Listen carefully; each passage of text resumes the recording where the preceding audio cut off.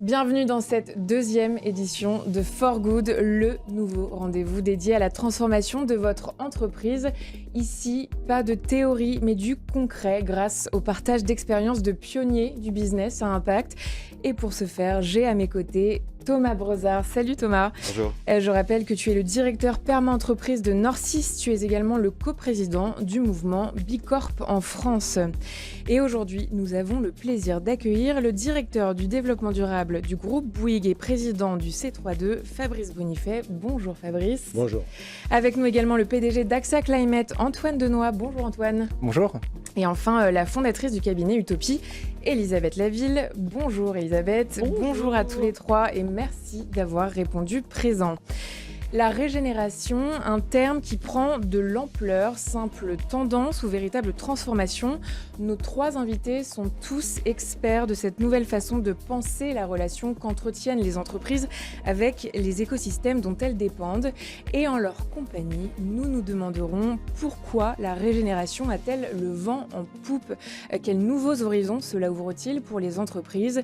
Et en fin de compte, l'idée d'une entreprise à visée régénérative relève-t-elle de l'utopie ? Élément de réponse à suivre.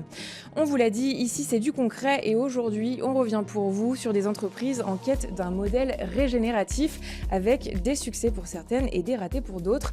C'est notre rubrique top et flop.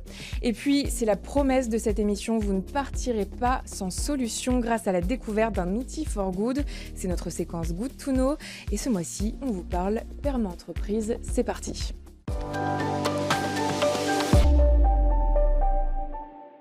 Et avant toute chose, un peu de contexte. Thomas, c'est quoi exactement la régénération ?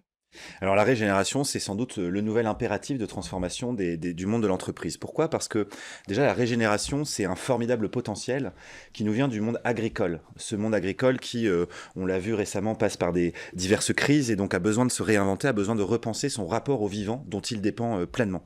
Alors l'objectif essentiel de la régénération, c'est de sortir d'une logique extractive, d'une logique de réduction des impacts négatifs. Par exemple, je réduis les intrants chimiques, en ayant malgré tout des conséquences négatives sur la biodiversité ou de leur neutralisation, pour tendre vers la génération d'impacts positifs sur les écosystèmes dont j'ai besoin et dont je dépends par mon activité. Alors, appliqué au monde de l'entreprise, ça veut dire quoi ? Ça veut dire qu'il faut nécessairement repenser son rapport aux parties prenantes, son rapport au territoire, et c'est créer les conditions pour que ces entreprises permettent aux écosystèmes de cohabiter avec elles d'une manière efficace, d'une manière pérenne, d'une manière durable, ce qui va contribuer à leur pérennité à elles-mêmes, puisqu'elles ont besoin de ressources pour réaliser leurs activités. Ça impose de sortir d'une logique très nombriliste, historique de l'entreprise qui se pense par rapport à ses parties prenantes pour s'intégrer dans un écosystème comme un membre constitutif de cet écosystème et donc changer son rapport à toutes celles et ceux qui lui permettent de réaliser son activité. En ces temps de dépassement de limites planétaires, de différentes catastrophes alors qu'on qualifie de naturelles mais qui le sont peut-être pas tant que ça, il est clair que la machine s'emballe et que les entreprises sont mises à mal dans leurs modèles économiques, dans leurs modèles d'utilisation des ressources et donc ont besoin de repenser leur rapport à ces ressources. La régénération devient donc sans doute un formidable outil pour les aider à se réinventer et donc à prospérer. C'est donc un potentiel énorme d'ailleurs qui peut se transposer pas tant qu'aux ressources, mais la régénération peut être aussi sociale, culturelle, organisationnelle, capitalistique. Et voilà pourquoi aujourd'hui il y a énormément d'initiatives de nature très différente qui émergent. Depuis 30 ans, le monde économique a assez largement prouvé son incapacité à se réformer suffisamment pour repenser son rapport au vivant, pour cesser de dégénérer, de dégrader les ressources dont il dépend et donc notamment aussi favoriser une répartition équitable des richesses. Voilà pourquoi aujourd'hui, de multiples initiatives émergent, existent en s'appuyant sur la régénération pour, je pense, donner un nouveau souffle à l'engagement sociétal des entreprises et les aider à se pérenniser. Chaque mois, chaque année qui passe, les situations se dégradent. 2023 aura été l'année la plus chaude, historiquement d'ailleurs reconnue comme ayant dépassé plusieurs records autour des chaleurs, des inondations, des incendies dans les forêts.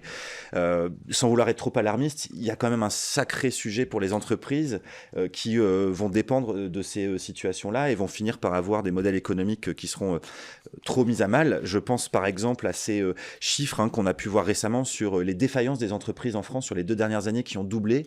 Peut-être qu'on peut peut y voir une forme de conséquence à tout cela, en tout cas un signal qui montre bien une manifestation que le manque de résilience des entreprises va les faire courir à leur perte. Et donc, est-ce qu'il ne serait pas temps de cesser de placer l'argent avant le vivant ? Donc peut-être se retourner vers nos invités et leur demander peut-être des exemples d'entreprises qui ont réussi à intégrer des pratiques de régénération. Qui veut commencer? Oh, il y en a plein. Alors, il n'y a aucune entreprise qui est vraiment régénérative. Notamment, c'est d'autant plus compliqué pour les entreprises qui ne sont pas sur les secteurs de vivant. Pour l'agriculture, c'est plus à la portée. Quand vous fabriquez des lave-linges, c'est compliqué d'être régénératif. Mais c'est plutôt des pratiques qu'on voit évoluer. Et ce qui est important aussi dans le concept de régénératif, c'est aussi une façon de faire différente. En tout cas, je pense que ce n'est pas un concept qui doit créer des maux de tête chez les gens qui nous écoutent. Ce n'est pas un concept de plus. C'est d'abord l'expérience d'une façon de faire différente. Et donc, ce dont je peux témoigner, moi, en tant que patron d'AXA Climate, c'est, pour moi, le régénératif, c'est d'abord une façon de faire qui s'inspire du vivant. Si je fais le lien avec, parce qu'on en reste quand même des assureurs chez AXA Climate, une des grandes conditions de viabilité, d'assurabilité, du fait qu'on puisse rester habitable et viable dans nos territoires, c'est de s'adapter à des risques qui sont de plus en plus nombreux qui nous entourent. Et si on continue à avoir des organisations qui sont conçues comme des machines, de manière très cartésienne, une machine, ça casse, mais ça ne s'adapte pas. Et donc, ce qu'on dit à travers le régénératif, nous, depuis la position qui est la nôtre, c'est-à-dire au cœur du système et du système assurantiel, c'est de dire une organisation doit se remettre en vie et donc se réinspirer du vivant. En l'occurrence, je donne souvent l'exemple de la forêt, mais faire vivre des principes qui sont assez orthogonaux à nos façons de faire, qui sont des principes de singularité, des principes de sous-optimalité, qui sont le propre du vivant et dont on n'a pas l'habitude dans nos entreprises. Et donc, c'est ce changement de paradigme qu'on a envie d'envoyer comme signal, en sachant qu'une entreprise qui se remet en vie, qui se remet en condition de vie, est une entreprise qui est de fait plus résiliente et qui va mieux s'adapter demain. Et donc, un des exemples que je prends souvent, c'est l'exemple du risque climatique physique, qui est une vraie réalité maintenant. On en parle de plus en plus dans nos territoires, la sécheresse, les vagues de chaleur. La réalité, c'est qu'en fonction de quelques kilomètres près, les réalités sont hyper différentes. C'est hyper local. Et donc, si on garde notre esprit cartésien de planification où depuis Paris, on organise l'adaptation de nos territoires, on n'y arrivera pas. Et donc, on n'a pas d'autre choix pour lancer l'entreprise vers le régénératif, de faire le choix de développer les personnes sur le terrain, donc la formation, pour que chacune des personnes, des hommes et des femmes sur le terrain, sur nos territoires, trouve les solutions d'adaptation locales, parce qu'une bassine de rétention peut tout à fait avoir du sens dans un département et pas dans le département voisin. Et donc le régénératif, c'est aussi un réatterrissage des entreprises dans les territoires et accepter que les choses soient singulières et que les façons de faire aussi soient singulières et ancrées. Oui. Alors, une façon de l'expliquer, c'est il faut tendre vers ce qu'on appelle le zéro impact sur les écosystèmes. Et parce que le régénératif, c'est d'arriver à démontrer qu'on ne creuse pas, on continue pas de creuser la tombe dans laquelle on va tomber si on continue comme ça. Et la façon de comprendre ça, c'est il faut sortir de l'extractivisme, ça a été dit, qui consiste en fait à aller chercher des matières premières pour les transformer, pour fabriquer des produits qu'on va vendre, etc. Et cette quête permanente de matières premières nouvelles pour alimenter la machine économique qui tue progressivement le vivant, parce que le vivant, pour se développer, il a besoin d'espace, il a besoin d'interaction, parce que tout ça, le vivant, il est interdépendant entre les différentes espèces végétales et animales. Et plus on va aller chercher ces matières premières, plus on dégrade en fait les conditions de sa vie, de sa régénération. Et donc, pour faire du régénératif, il faudrait faire des produits qui durent longtemps. Arrêter d'en fabriquer en permanence des nouveaux, mais faire durer le plus possible ceux qui existent. Et donc, l'un des leviers que les entreprises vont utiliser demain pour tendre vers ce modèle-là, c'est d'accepter de ne plus vendre leurs produits, mais de vendre l'usage de leurs produits. Et donc, de rester propriétaire de leurs produits pour que les produits durent très, très, très longtemps. Parce que la commercialisation, la création de valeur économique se fera par l'allocation de ces produits par les utilisateurs potentiels. Et donc là, c'est une nouvelle façon de concevoir. Est-ce que vous avez des exemples précis ? Voilà, bien sûr. Donc des exemples, il commence à en avoir plein maintenant, d'entreprises qui adoptent ce qu'on appelle l'économie de la fonctionnalité, qui est une des bases du régénératif.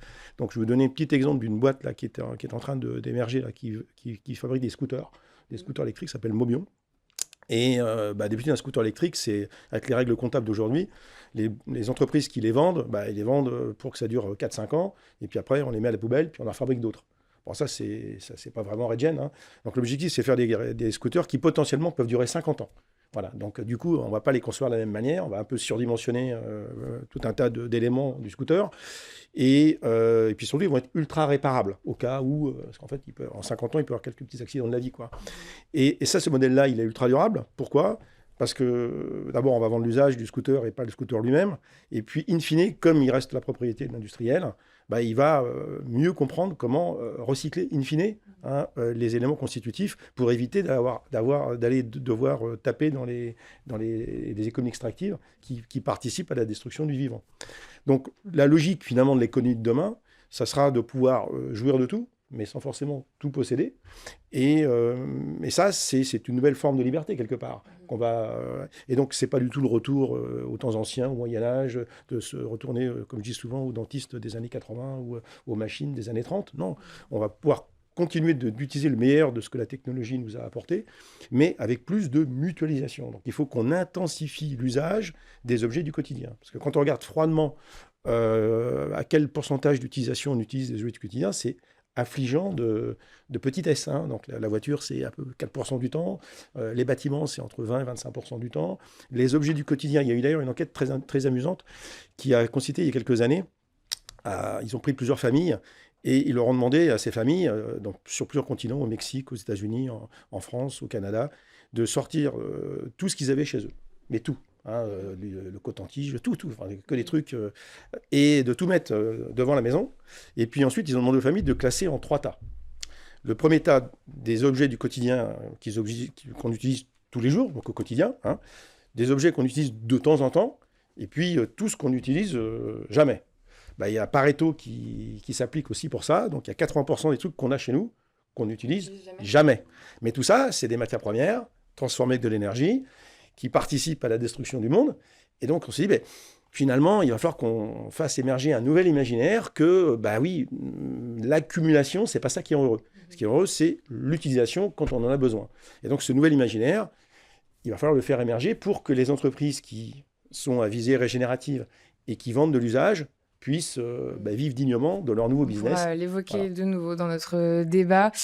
Thomas, pour clore cette séquence, donc, à t'écouter, la situation est assez critique pour nos entreprises. Nos invités viennent de nous donner des exemples optimistes, fort heureusement.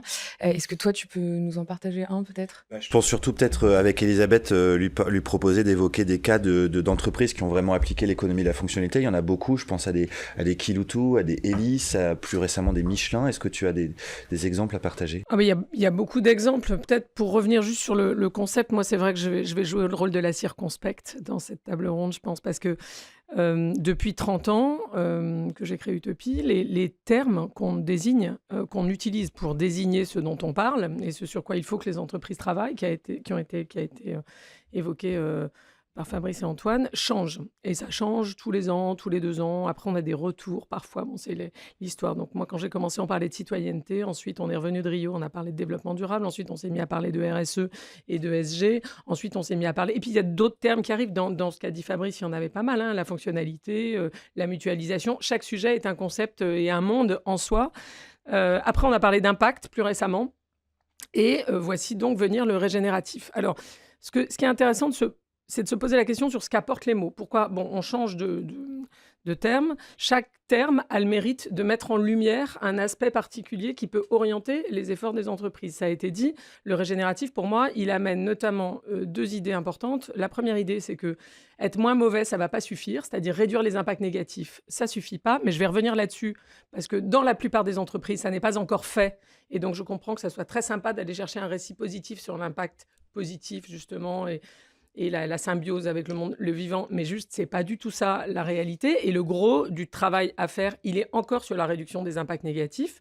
Donc, je vais y revenir. Donc là, cette idée-là. Et l'autre idée qui est évidemment vertueuse, c'est l'idée du biomimétisme. C'est-à-dire que finalement, pour que les systèmes humains et les activités humaines respectent mieux le vivant, il faudrait qu'on s'astreigne à se fixer les mêmes règles, à respecter les règles du vivant, les règles qui font que dans la nature, une espèce vivante ou un écosystème qui ne respecte pas les lois du vivant étouffe et meurt. Et c'est ce qui risque d'arriver à nos activités. On en reparlera peut-être.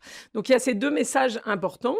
Pour autant, et j'insiste là-dessus, le langage n'est pas performatif. C'est-à-dire, c'est pas parce que tout le monde se met à dire « je suis régénératif », voire « je suis à visée régénérative », parce qu'on est passé de l'agriculture régénératrice, dont on reparlera peut-être, à l'entreprise régénérative, à l'économie régénérative, au leadership régénératif, au management régénératif, au luxe régénératif, tout ça n'étant absolument pas défini, d'accord ? Et donc, on a besoin de nouveaux récits pour se donner de l'élan, parce que, a fortiori, des gens comme nous, quand on travaille depuis plusieurs décennies là-dessus, on a besoin aussi de nouveaux récits pour rebooster un peu l'énergie. En revanche, la frontière de ça, c'est le blabla, en fait. Et sur le régénératif, de mon point de vue, on n'en est pas loin. Pour autant, ce que tu disais, ce que disait Fabrice, ce que disait Antoine est vrai. Il y a plein d'exemples, mais qui sont des exemples qu'on donnait déjà il y a 20 ans, qu'on donnait déjà il y a 10 ans. Des entreprises qui font de l'écologie industrielle, donc qui s'inspirent du vivant pour essayer de valoriser, d'utiliser comme ressource leurs propres déchets ou les déchets d'autres espèces à côté, entre guillemets, espèces, c'est-à-dire qui peuvent être d'autres industries, d'autres entreprises. Ça existe, malheureusement pas autant que ça, mais on en a par exemple dans la communauté Bicorp.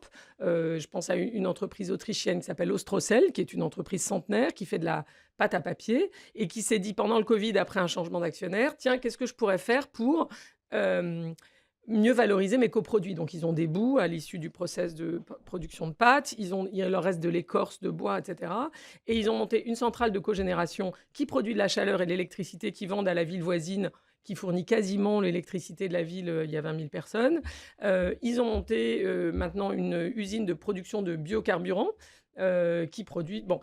voilà. Donc ça, c'est hyper intéressant. Mais est-ce qu'on a besoin d'appeler ça régénératif ? Je ne suis pas sûre, parce qu'avant, on appelait ça écologie industrielle et ça marchait bien aussi. Et donc, mon point, c'est vraiment, j'adore les mots, j'adore la poésie, mais justement, parce que j'adore les mots, je pense qu'il faut faire attention. Je ne suis pas contre le fait qu'on l'utilise. Je suis assez pour le fait qu'on dise rapidement... il faut mettre des choses concrètes derrière. Oui, parce que ce soit cosmétique. Et surtout, il ne faut pas faire genre, non mais c'est bon, la RSE Ouais. a vécu, maintenant on fait tous du régénératif, sauf que la plupart des boîtes ne font pas encore la RSE, y compris sur des sujets comme l'écologie Donc c'est industrielle, bien, la ça fait fonctionnalité, une belle etc. amorce pour notre débat. Allez, c'est l'heure du top et flop.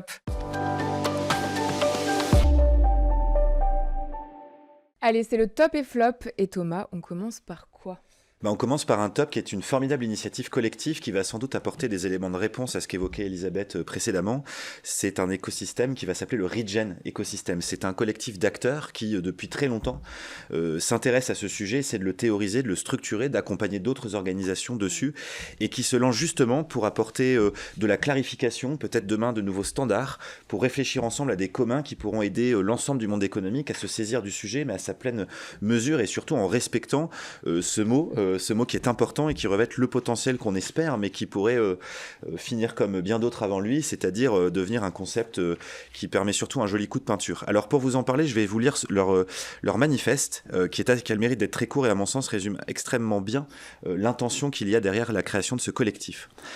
Dans un monde malmené par nos pratiques économiques actuelles, nous croyons dans le potentiel des approches régénératives pour inviter les humains à devenir une espèce positive pour la Terre en tant que vivant parmi le vivant.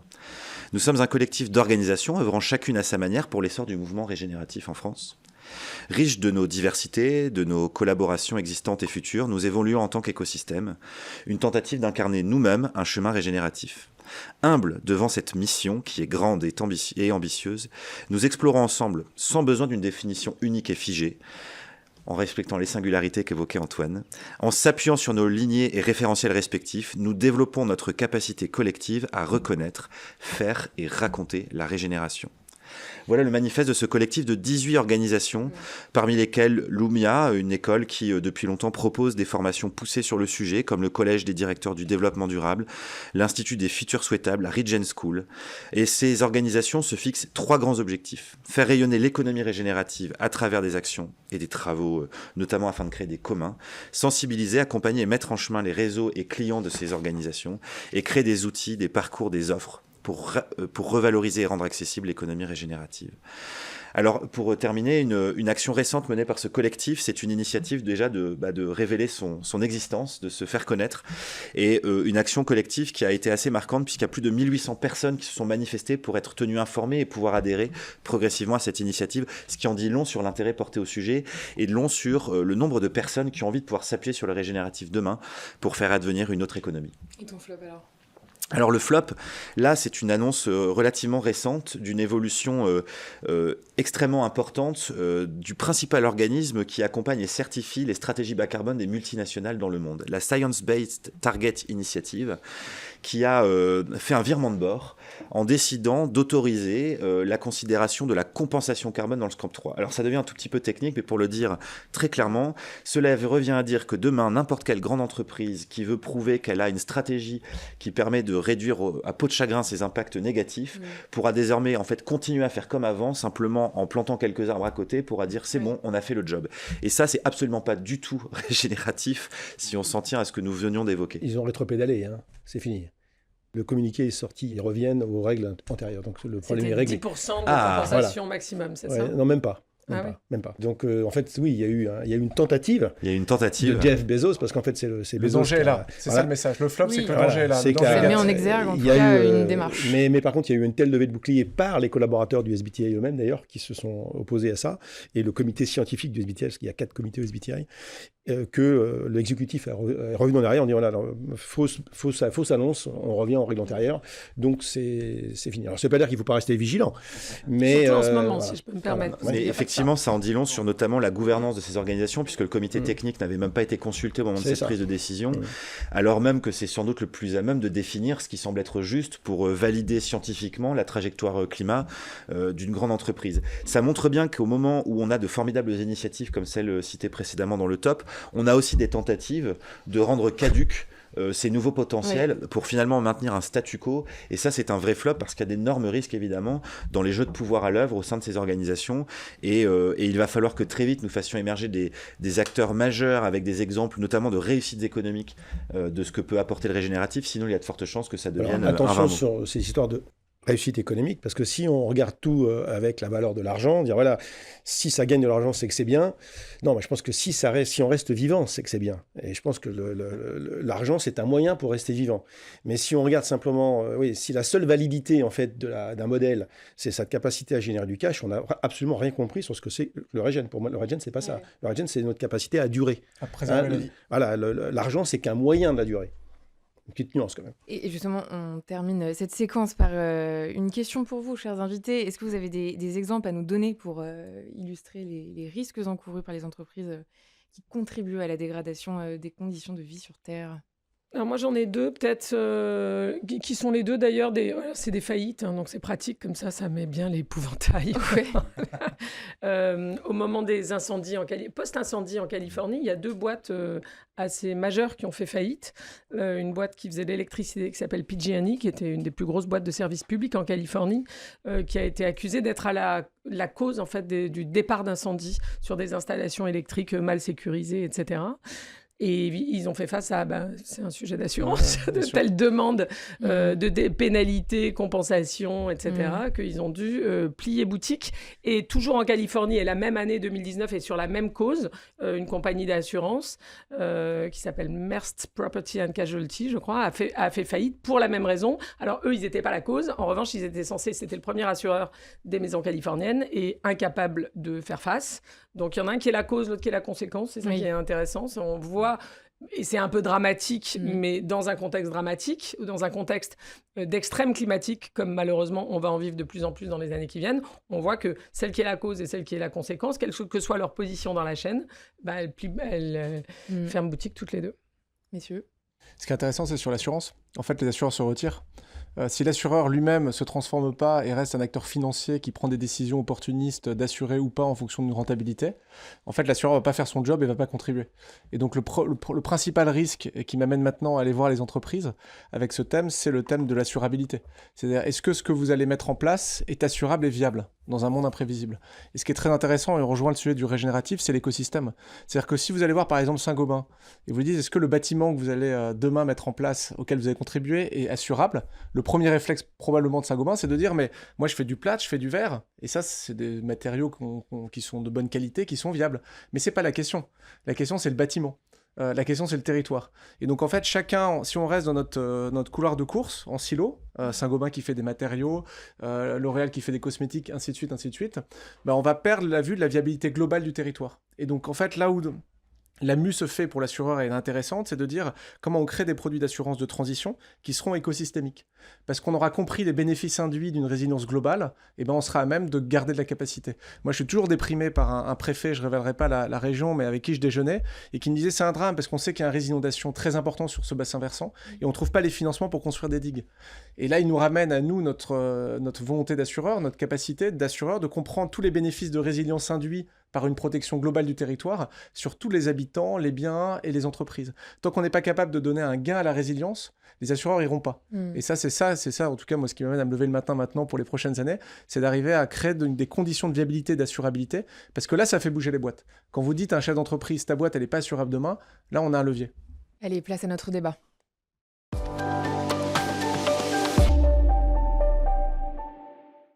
Nombreux sont ceux qui se demandent si la régénération n'est pas simplement un terme de plus ou si le potentiel en matière d'impact sur notre façon de penser et de faire des affaires est réel. Certains doutent de sa rentabilité, on l'a évoqué, et se demandent si les coûts ne surpassent pas les bénéfices. D'autres voient en elle une opportunité de transformation profonde. Alors commençons ce débat par une question. Quelle profitabilité du régénératif pour en faire la norme ? Alors, ce qui est sûr, c'est que la profitabilité, elle doit bouger, la norme de profitabilité, la norme, en tout cas, du revenu et de la distribution du revenu. Ce qui est sûr, c'est qu'il n'y a pas de tabou, et je pense qu'une entreprise, en tout cas, c'est une conviction, elle doit être profitable. La nature est profitable à un moment donné, il y a une réalité économique qui fait que si vous voyez l'argent comme de l'énergie, eh bien, l'énergie, l'argent que vous donnent vos clients, c'est une preuve aussi de viabilité pour la valeur que vous apportez au monde, au marché, à la société. Donc, il y a une profitabilité qui est nécessaire. Après, la vraie question, elle devient d'ailleurs assez politique, c'est tout ce qui est au-dessus de la profitabilité, comment on distribue le profit, à qui. Et donc une des convictions, en tout cas sur le régénératif, c'est que la croissance est limitée, c'est-à-dire les arbres ne montent pas au ciel. Et ça ne veut pas dire qu'il faut tout de suite rentrer dans un paradigme de décroissance pour tous les secteurs, mais que la croissance doit se faire à condition d'embarquer l'écosystème dont on dépend. Et donc moi j'aime beaucoup ces cabinets de conseil qui dépendent des surdiplômés français, des grandes écoles qui recrutent tous ces jeunes diplômés. La question que je leur pose quand je les rencontre, c'est qu'est-ce que vous faites pour faire en sorte que l'infrastructure scolaire, ou en tout cas ces grandes écoles dont vous dépendez, puissent grandir aussi. Comment vous redonnez finalement le profit à l'écosystème dont vous dépendez. Et donc ce réflexe qui vise à dire en fait la croissance, de qui je dépends pour croître en tant qu'entreprise et comment je redistribue mon profit à ces gens-là aussi et surtout, elle est fondamentale et surtout elle est assez impensée dans les entreprises. Fabrice ? Ouais, alors je dirais un peu les choses différemment. Je pense que au point où on en est, et compte tenu du temps qui nous reste et des risques d'emblâment qui sont maintenant plus des risques, mais qui sont quasiment inéluctables, il va falloir qu'on comprenne quand même assez rapidement que l'objectif, c'est de survivre et de sauver l'essentiel. Donc, parce qu'on le dit souvent, quand on aura abattu le dernier arbre, mangé le dernier poisson, on va s'apercevoir que l'argent n'est pas comestible. Donc, c'est ce référentiel de tout ramener à l'argent. Je pense qu'il va falloir qu'on arrive à s'en débarrasser assez rapidement. On l'a dit, on a besoin d'avoir un minimum de profitabilité pour une entreprise parce que c'est la respiration d'entreprise, ça lui permet de payer les salaires accessoirement et puis d'investir un peu. Mais ça ne doit pas être la finalité de l'entreprise. La finalité, c'est de durer.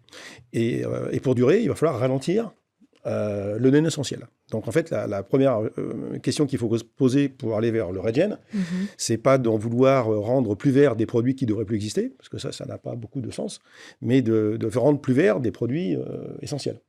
Donc ça questionne le problème de la raison d'être de l'entreprise. À quoi je sers ?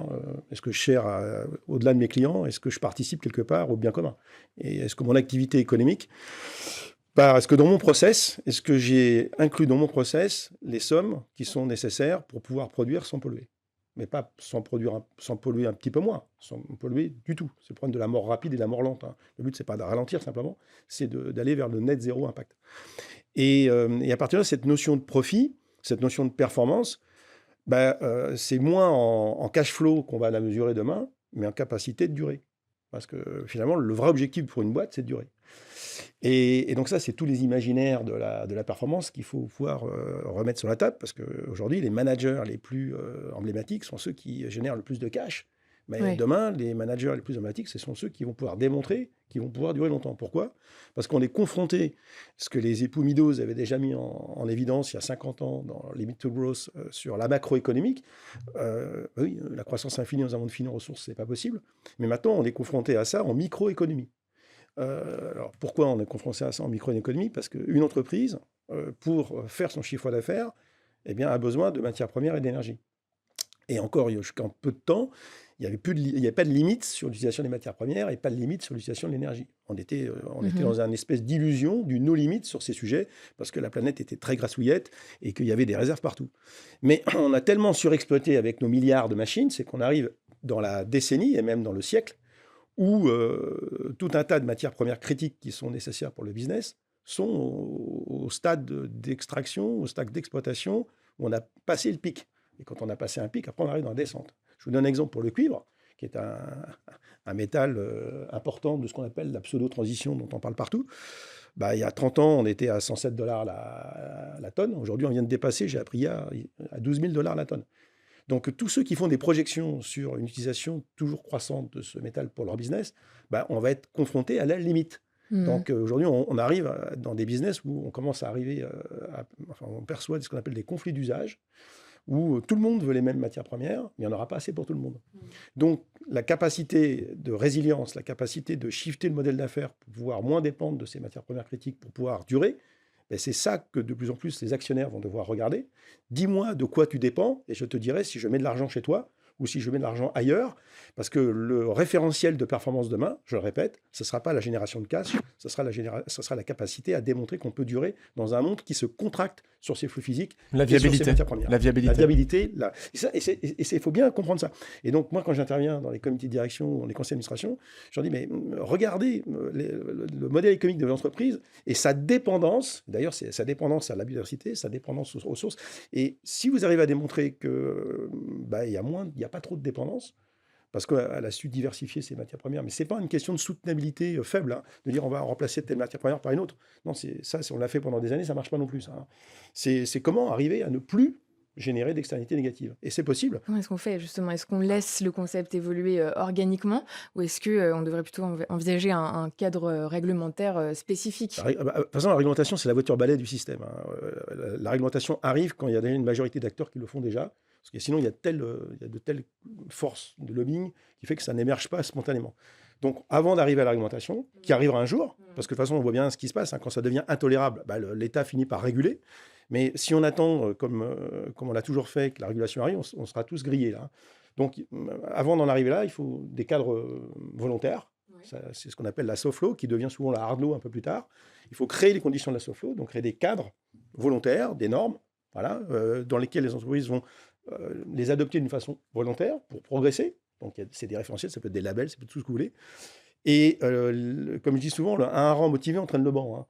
Dès qu'il y aura quelques entreprises qui vont le faire et qui vont démontrer qu'elles vont améliorer leur résilience. Et ça serait quoi les préalables indispensables avant de pouvoir prétendre justement un cadre. À l'appellation? C'est ce qu'on va faire avec le Regen Ecosystem. Il faut déterminer quelques règles. On a besoin de règles. Quand on joue à n'importe quel jeu, s'il n'y a pas de règles, c'est le bordel. Il faut des règles. Le cadre, c'est déjà de réfléchir. En fait, il faut qu'il y ait des dirigeants qui se posent des vraies questions sur leur business et qui tirent le fil de leur business, de leurs produits, de leur activité. Et des concepts qui vont paraître peut-être un peu perchés comme robustesse et performance. Oui, il faut assumer qu'un dirigeant en 2024 qui dirige des milliers de collaborateurs, il doit se penser sérieusement sur ce que c'est que la robustesse, ce que c'est que la profitabilité, ce que c'est que la performance. Donc il faut réfléchir aussi au durabilité. Définir la raison d'être de l'entreprise, penser son utilité pour le monde, c'est quelque chose de très à la mode. Elisabeth, vous qu'avec Utopie qui accompagnez beaucoup d'acteurs, est-ce que vous voyez vraiment des choses changer chez ces acteurs-là dans le travail qu'ils font sur leur utilité, et est-ce que ça les amène à revoir leur définition de la ligne de profitabilité nécessaire pour la viabilité de leur activité? Alors, je pense qu'il y a plusieurs sujets. Le sujet de la raison d'être, il est évidemment central parce qu'il devrait être fondateur. Après, on voit bien que parfois, les entreprises font cet exercice tard, elles le font mal, parce qu'en fait, elles formulent une sorte de raison d'être qui, en réalité, est plus dans le rétroviseur que tournée vers l'avenir, au sens où elle résume ce qu'on a fait jusqu'à présent et pas comment on veut se transformer pour transformer le monde, transformer la société, transformer l'activité demain. Donc oui, c'est un exercice important. Dans la société à mission, au sens de la loi Pacte depuis 2019 en France, et il y a d'autres schémas réglementaires ailleurs dans le monde, le plus intéressant, au fond, c'est la raison d'être, mais c'est surtout... je pense l'instance de dialogue avec des parties prenantes qui est créée avec ce qu'on appelle le comité de mission, qui pousse les dirigeants à interagir en continu sur leur stratégie, à être challengés par des amis critiques internes ou externes, qui sont là pour leur dire si le casting du comité de mission est bien fait, qui sont là pour leur dire non mais là vous vous faites plaisir avec quelque chose qui est un peu du blabla et qui est pas très étayé, ou vous en faites des caisses sur cette partie, cet îlot vertueux de votre activité, mais en fait ça représente 1% du chiffre d'affaires, donc ok ça peut être un début, mais dans ce cas montrez-nous la trajectoire qui va passer de 1% à 30 puis à 50 puis à 100, etc. Donc le fait de s'astreindre, parce que c'est un peu ça aussi qu'on voit d'ailleurs sur le régénératif, c'est il y a cette espèce de tendance à prendre tous les concepts qui arrivent, et aller cette tendance des grands groupes, mais pas que, de l'humain sans doute, à prendre tous les concepts qui arrivent et à les remouliner et à en faire assez rapidement des caisses, mais du coup un peu des mots valises. Moi je suis assez frappée par le fait que pendant qu'une grande partie des grands groupes aussi vont vers le tout régénératif, des pionniers comme Patagonia ou Veja disent au contraire non mais nous on n'utilise pas de mots valises. Patagonia ils veulent même plus parler de développement durable pour bien signifier qu'ils font partie du problème mais pas de la solution. Veja ils ont cette phrase dans une boutique de New York que j'aime bien qui disent sustainability is an empty word, le développement durable est un mot valise. Ils n'ont pas mis régénératif, ce qu'ils l'ont fait avant, mais ça marcherait aussi, hein. Et nous on parle de réalité, donc qu'est-ce qu'on fait en vrai au quotidien des pratiques, et c'est un peu ce que je disais tout à l'heure. Le régénératif c'est cool comme idéal, mais je veux dire la réalité de ce que doivent faire les entreprises. Je vais prendre une autre Bicorp qui est un petit Patagonia français Picture. Eh ben, il faut décider qu'on fait évoluer toutes les matières premières qu'on utilise. Donc, c'est des fringues outdoor, des vêtements outdoor. Toutes les matières premières pour que, c'est leur cas, 50% des matières premières soient soit biosourcées, soit recyclées. Donc ça, c'est une évolution un peu, c'est la partie un peu le nez dans le moteur, hein. C'est moins glamour et moins magique que régénératif, mais ce boulot-là, il doit être fait. Ils se disent, on a 10% de notre bilan carbone qui est dans la filature en amont, la filature de coton, notre filateur turc. Comment on peut le faire évoluer? On va voir, en fait, nous, on est tout petit, donc on peut pas vraiment, si on lui demande de passer à des énergies renouvelables, il va nous rironner.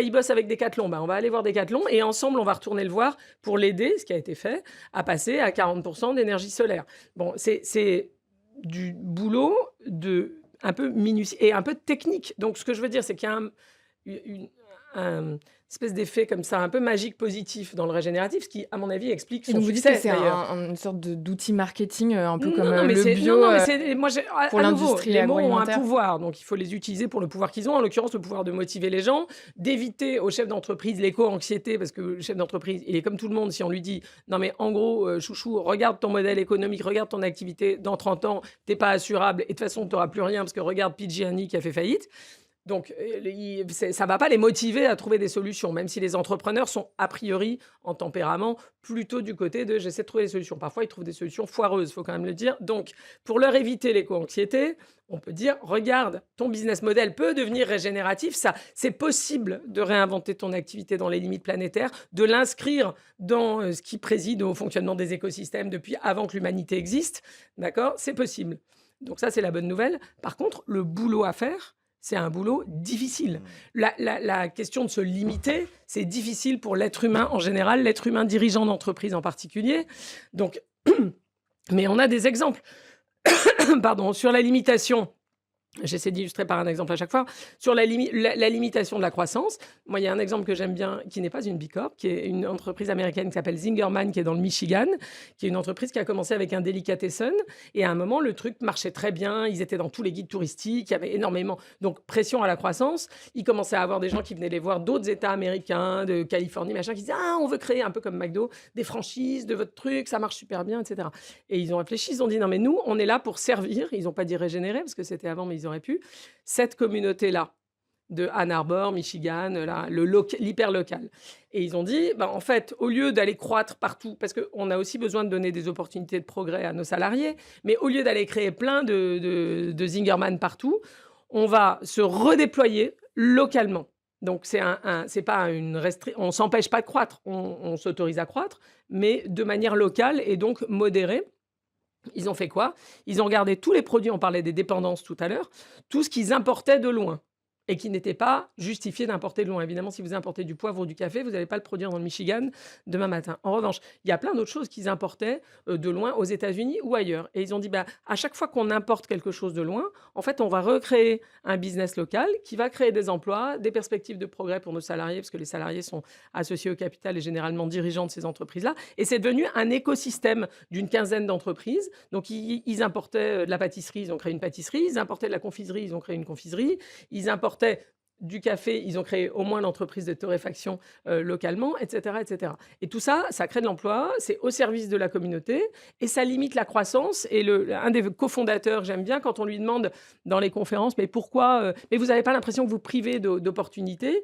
Il dit, en général, qui dans la salle est marié?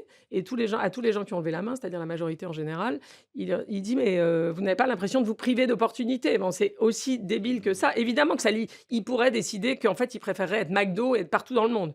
Mais lui, la boîte est en croissance, mais elle est en croissance raisonnable et très ancrée localement au service d'une communauté qu'elle contribue sans doute à régénérer. Et pour faire une boucle avec les gens qui nous écoutent, plus vous êtes local, plus vous êtes connecté à des vrais gens et pas par l'écran, et donc plus vous êtes heureux. Donc il y a une boucle quand même qui se fait à un moment donné sur des choses fondamentales dont a parlé Fabrice, qui est qu'est-ce qui vous rend heureux, qu'est-ce qui va rendre heureux vos collaborateurs. On revient à des choses un peu basiques. En fait, on est juste en train de se désintoxiquer d'un modèle qui nous a éloignés de ces questions fondamentales en nous amenant à servir un toujours plus, probablement un peu déséquilibré. On parle de ça, d'une désintoxication en fait. On le disait en amorce de cette émission, et ici on apporte des solutions, des outils. Comment est-ce qu'une entreprise peut évaluer, mesurer son impact en matière de régénération? Est-ce qu'il existe des indicateurs spécifiques? Oui. Aujourd'hui, il y a un machin qui s'appelle la CSRD, là, qui va concerner 50 000 entreprises en Europe, là, et qui demande déjà d'identifier ses principaux enjeux en double matérialité, ce qui est comme une spécificité européenne.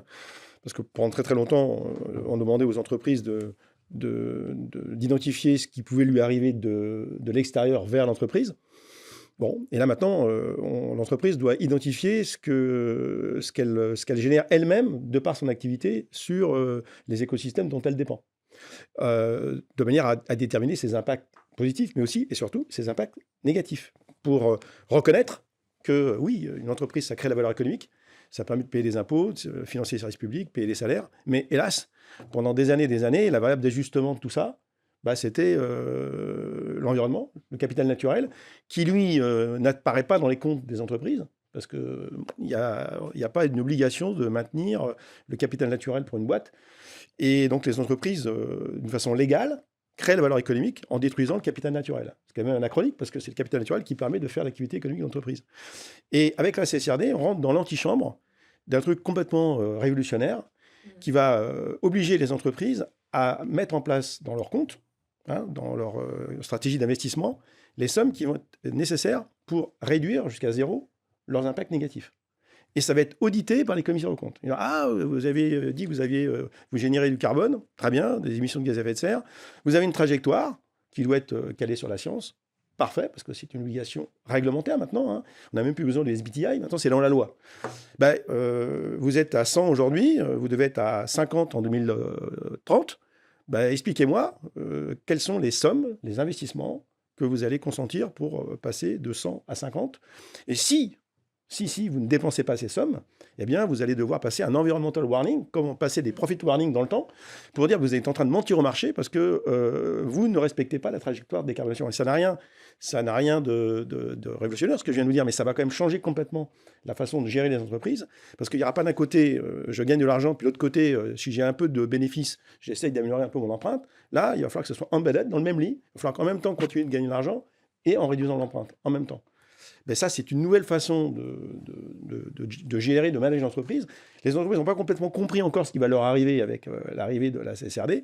On espère que les commissaires aux comptes vont vraiment jouer leur rôle et qu'ils vont être intransigeants sur le monitoring de ces trajectoires pour bien s'apercevoir, pour bien s'assurer en tout cas que toutes les sommes qui vont être nécessaires pour moins polluer vont bien être dépensées et produire les effets escomptés, parce que le but, c'est pas que ça simplement ça soit dépensé, mais que ça produise les effets escomptés. Et donc, c'est en train de rebâtir les cartes et ça permet de lancer en fait une nouvelle approche d'entreprise qu'on appelle la comptabilité multicapital, où il y a 3 capitaux à maintenir dans une entreprise pour rester vivant. Le capital nature, le capital naturel, le capital humain, le capital financier. Mais le capital financier, c'est le dernier. Pendant des années, on a fait le contraire. On gagne de l'argent, on redistribue en social, en environnement. Là, maintenant, on préserve la nature et on préserve le capital humain pour gagner de l'argent et donc durer dans mon village, dans mon entreprise, dans mon écosystème. C'est un changement de paradigme majeur, comme dirait Madame Lavigne. Donc les outils, les normes, les règles, on n'en manque pas, on sait les faire. Le problème, c'est que si ça sauvait le monde, on le saurait. Le conseil simple aussi que j'ai pour les gens qui nous écoutent, c'est s'ils ont vraiment envie de bouger, s'ils sont sérieux sur la question de la viabilité de leur business à long terme, qu'ils aillent juste rencontrer d'autres personnes qui bougent.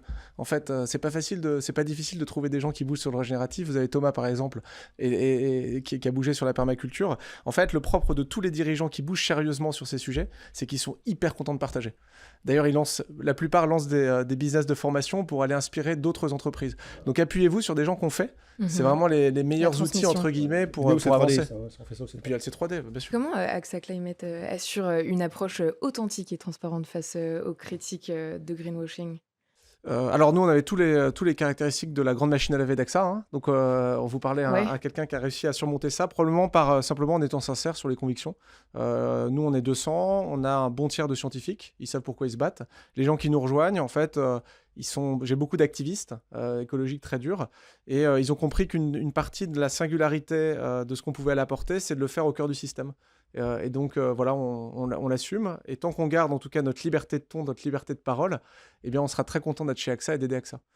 Et donc, la boussole qu'on a tous, c'est de se dire à quel point on est autonome et libre dans notre capacité d'exprimer des messages et de construire des business. Pour l'instant, so far, so good. Elisabeth, quels sont les principaux obstacles auxquels sont confrontées les entreprises quand elles cherchent à adopter des pratiques régénératives ? Le principal obstacle, c'est qu'on ne sait toujours pas ce que ça veut dire. On a tous des définitions, on en a parlé, on a une idée sur la question. Mais le principal obstacle, c'est qu'on ne sait pas ce que ça veut dire. Et moi, je pense que on peut viser zéro impact, mais c'est bien de ne pas partir de zéro.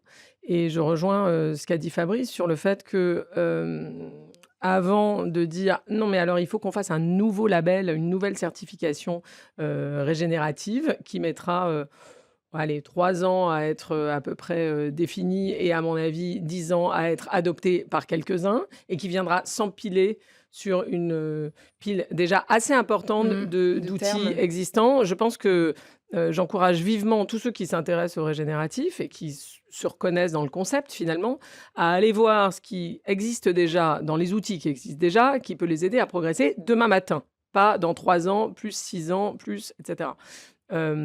La CSRD, il y a plein de choses. Alors, tout le monde bâche le texte parce que, évidemment, que ça n'a pas échappé à une petite tentation bureaucratique. Il y a des documents, le moindre rapport fait 300 pages et il y a 1100 indicateurs, dont 140 sur le climat, qui sont proposés. Donc, évidemment, tout ça arrive un peu comme une espèce d'avalanche et les gens se disent « Ah non, mais du coup, c'est pas stratégique, c'est juste de la conformité réglementaire. » Mais là-dedans, vous avez des interrogations sur la résilience du modèle économique, qui est quand même bien le sujet dont on parle. Vous avez l'impératif de vous aligner sur la science concernant le climat et la biodiversité, avec un impératif de mettre les moyens qui correspondent. Si vous dites je veux être net zéro, je sais pas quand, on vous dit ok, c'est quoi ta trajectoire, quels sont les moyens que tu mets, etc., etc. Vous avez la notion d'impact positif sur le cycle de l'eau, quand même, par exemple. Donc on a beaucoup de choses là-dedans, beaucoup de choses sur la circularité, par exemple, des modèles économiques et des activités. Donc il y a plein de... Et on a le terme, non pas de régénération, mais de restauration des écosystèmes. Franchement, si tout le monde s'empare, les 55 000 entreprises qui sont concernées s'emparent de ce truc, et au lieu d'essayer de le détricoter et de profiter des élections à venir pour demander à ce qu'on l'enlève, qu'on l'allège, qu'on le réduise, s'emparer de ce truc-là en essayant de dire « Ok, puisque je suis... » C'est au fond ça, toujours l'esprit de la loi. « Puisque je suis obligé de me conformer à ce truc, je vais essayer d'y trouver des choses qui m'aident à avancer de manière positive et stratégique, pas juste pour cocher la case en la filant à la personne qui s'occupe des affaires publiques. » Donc ça, c'est un exemple d'outil. Et nous, on travaille pas mal sur le label Bicorp. Dans le label Bicorp, qui dit officiellement, le mouvement Bicorp dit on veut contribuer à une économie inclusive, équitable et régénérative.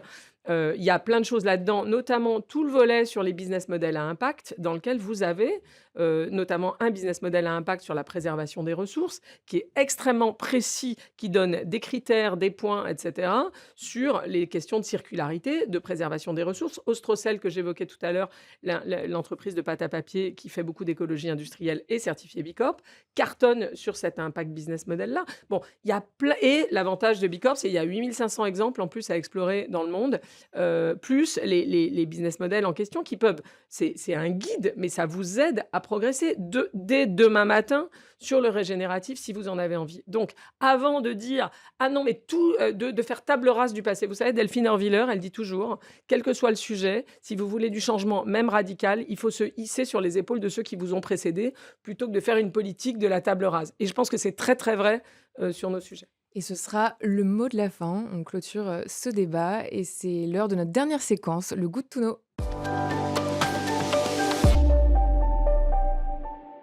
Et on termine cette émission avec le Good to Know. Et Thomas, tu nous parles perma-entreprise. Et oui, puisque dans ce Good to Know, Alix, on souhaite proposer des outils qui soient activables. Elisabeth disait dès demain, pas dans 3, 5, 6 ans.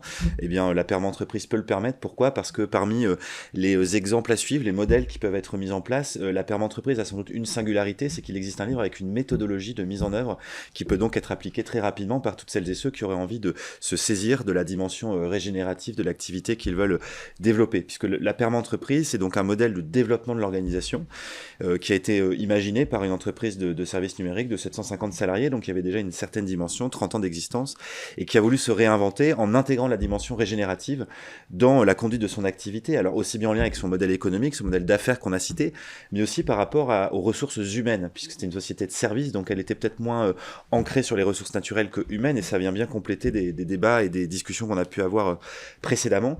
Ce modèle, il s'appuie notamment sur 3 principes éthiques indissociables du modèle permacole qui ont été transposés au monde de l'entreprise. C'est prendre soin des humains, préserver la planète, je pense qu'on en a pas mal aujourd'hui. Et le 3e dit se fixer des limites et partager les richesses. Donc on vient bien traiter conjointement la question des limites planétaires et aussi la justice sociale qui est au cœur des débats et des discussions autour notamment du dérèglement climatique. Donc le modèle, il vient outiller, aider des entreprises, dirigeantes et dirigeants, mais aussi de façon plus surprenante depuis 3 ans que le livre est sorti, des associations ou des fondations qui, elles, ont peut-être moins de questions à se poser sur l'utilité de leur activité que sur la viabilité économique de leurs activités en des temps où malheureusement les finances publiques et les dons d'organisations privées s'amenuisent, donc elles ont besoin elles-mêmes de créer des modèles économiques pour faire advenir leur activité ou pouvoir les développer. Donc voilà, le modèle il a été mis en place depuis plus de 3 ans dans plusieurs centaines d'entreprises désormais qui se sont saisies notamment à travers ce livre d'une méthodologie pour intégrer la dimension régénérative dans leur réflexion. Et tu avais une question Oui, puisque évidemment le champ des solutions est heureusement déjà très large. D'autres acteurs, le Collège des directeurs du développement durable en fait partie, propose des outils, des solutions qui sont faciles d'accès, parfois gratuites. Par exemple, le MOOC du C3D. Fabrice, peut-être on peut en avoir un petit mot ? Oui, donc il y a 3 ans, le C3D a décidé pour ses membres, mais aussi bien au-delà de ses membres, parce que c'est en open source, de proposer donc des contenus pédagogiques pour faire monter en compétence tous les acteurs qui prétendent aider à la transition. On pourrait parler du mot transition, mais ce n'est pas l'objet aujourd'hui. Et donc, on a décidé avec un certain nombre d'acteurs de concevoir des outils ludiques, ludo-pédagogiques, pour qu'on ait envie d'y aller avec un motion design. Donc, le MOOC du C3D a un très, très gros succès. Il y a plus de 250 000 personnes qui ont été jusqu'au certificat sur les 4 premiers modules. Et on a décidé cette année de faire un module pour guider les entreprises qui auraient envie d'aller vers le modèle régénératif, non pas en faisant table rase sur ce qui s'est passé avant du tout, en s'appuyant sur ce qui existe, et puis en comment on peut enrichir le modèle. Donc un but sans méthode, c'est un non-sens. Donc on a besoin d'avoir une méthode, parce que les entreprises sont des organisations rationnelles, où il y a une planification qui s'opère, on identifie qui fait quoi, qui sait quoi, comme pour arriver à un résultat, et le résultat, il doit être quantifié et mesurable. Et donc dans ce MOOC qui sortira le 6 juin prochain, qui sera disponible sur la plateforme du C3D le 6 juin prochain, où Thomas, d'ailleurs, nous a gentiment accordé un petit peu de temps pour intervenir, mais on a tous les spécialistes de ce modèle-là qui vont intervenir. Et on verra bien si ça a autant de succès que les 4 premiers modules, mais on est confiant là-dessus. Et l'objectif pour nous, c'est déjà d'aider nos 350 membres à se poser des questions, de se dire, mais ce truc-là, est-ce que ça peut m'aider pour mettre en place ma CSRD ? Est-ce que ça peut m'aider pour me réinventer ? Est-ce que ça peut m'aider pour tenir les trajectoires sur lesquelles je me suis engagé vis-à-vis de mes parties prenantes ? Donc, ce n'est pas une recette magique, hein, mais par contre, les entreprises sont en quête aujourd'hui de comment faire autrement, ce qu'elles ont toujours fait. Et c'est une proposition comme une autre. Donc on ne prétend pas avoir vu la Vierge, hein, mais on prétend quand même leur donner les outils fondamentaux de la transformation. Et c'est la fin de cette émission. Merci à tous les trois. Fabrice Bonifay, directeur du développement durable du groupe Bouygues et président du C32. Antoine Denoy, PDG d'AXA Climate. Et Elisabeth Laville, fondatrice du cabinet Utopie. Merci à tous les trois. Merci à toi, Thomas Brezard. Quant à moi, je vous retrouve le mois prochain pour une 3e édition.